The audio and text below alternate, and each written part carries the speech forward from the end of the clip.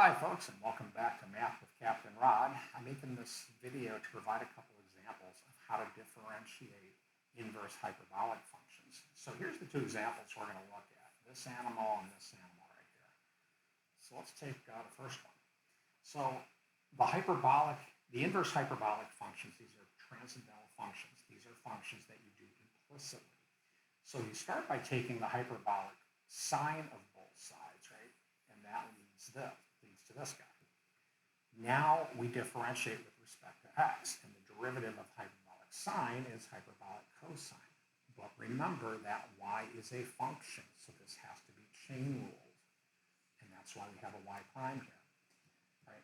Now, right-hand side, this is x to the 1/2, differentiates to 1 over 2 root x. Now, the hyperbolic functions follow this relationship. This is why they're called hyperbolic functions, because x squared minus y squared equals 1 is a equation for hyperbola. Right? So if you solve this animal for hyperbolic cosine and sub it in, that's what you get. Now we go back to what I called equation 1 here. Remember that hyperbolic sine y is root x. And this is hyperbolic sine y squared. That's why in this example here, this becomes just x. And now we just solve for y prime. And there we go. So that example's kind of, a little bit on the benign side.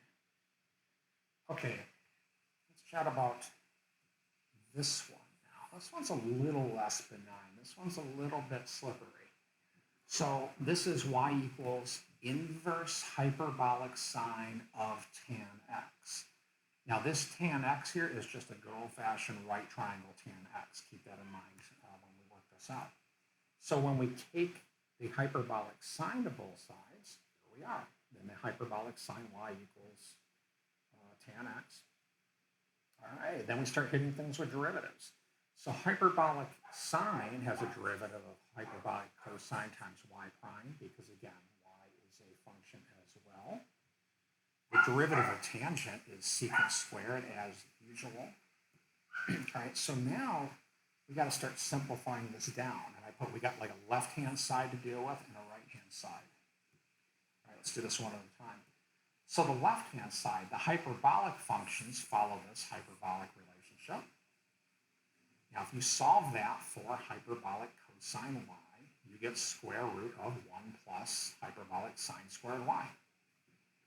And when we place that in for the cosine, then we're going from here to here. Okay, now let's take a look at the right-hand side. Now this, remember, this is just a good old-fashioned trig relationship. Actually, I'm sorry. Correct, yeah, that is secant squared x. So we're going to go here now to deal with that. So tan x is equal to hyperbolic sine. But remember, tangent is opposite over adjacent. That's going to allow us to draw this triangle. The angle is x, and there's opposite over adjacent. And by Pythagorean theorem, that makes the hypotenuse square root of square root of 1 plus hyperbolic sine y squared. That stuff is tough to even say.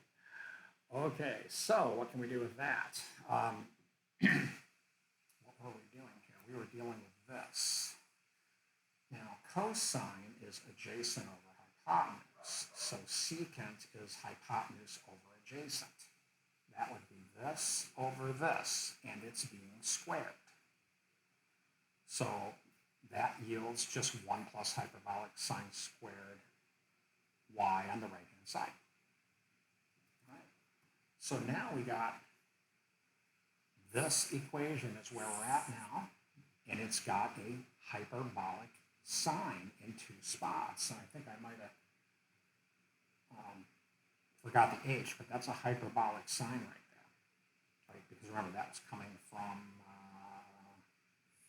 this, applied this to get this. So that's hyperbolic sine squared. But looking back to equation 1 here, hyperbolic sine is equal to good old-fashioned tangent x. that substitution here and here. And here's our new line.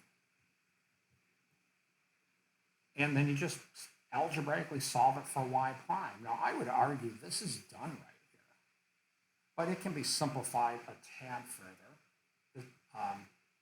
Remember Pythagorean theorem, and I wrote it down right here in my little shorthand. Now, keep in mind, this is just good old-fashioned trig, right-angle trig stuff. So sine squared plus cosine squared is equal to 1.